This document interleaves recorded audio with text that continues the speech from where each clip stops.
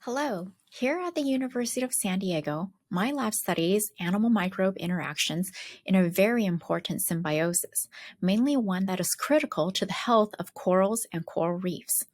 Coral reefs have enormous value in that they support biodiversity, fisheries, tourism, medicine, and coastline protection. But we're facing the biggest challenge of our lives right now in that there's an unprecedented heat wave that occurs annually across the globe, killing many of our corals. Now, how does this actually happen? Well, healthy corals maintain a symbiotic relationship with these microscopic algae that live inside of them. That's what gives them their beautiful colors. Heat stress from rising ocean temperatures as a result of global climate change essentially cause these algae to be expelled from the corals. And what gets left behind is something like this: a white coral skeleton, and hence why we call this coral bleaching. If no new algae are recovered to reestablish that symbiosis, the corals will eventually die. Coral restoration efforts are underway to help corals acclimate to these higher temperatures.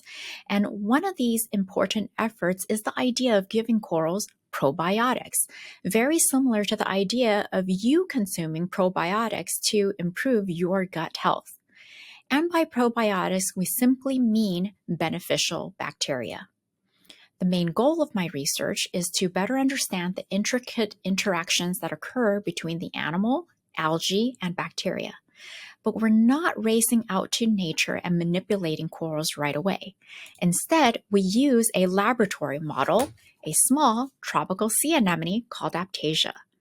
This is like a distant cousin of corals in that they too have a symbiotic relationship with those microscopic algae, as well as similar types of bacteria. We use a suite of integrative approaches ranging from microscopy to microbiology, cell biology, and physiology to answer fundamental questions about animal microbe and microbe-microbe interactions. And I train my students to develop these skills in these various subdisciplines of biology. I get students curious and fascinated by corals, bringing a small part of that story into the classroom and lab here at USC. After all, the future of coral reefs is with this next generation of biologists. And while you do not deserve to inherit this problem of global climate change to begin with, at the very least, we hope that you're equipped with the solutions to handle it. So if you're interested in being part of this journey in my lab, please reach out to me. Thank you.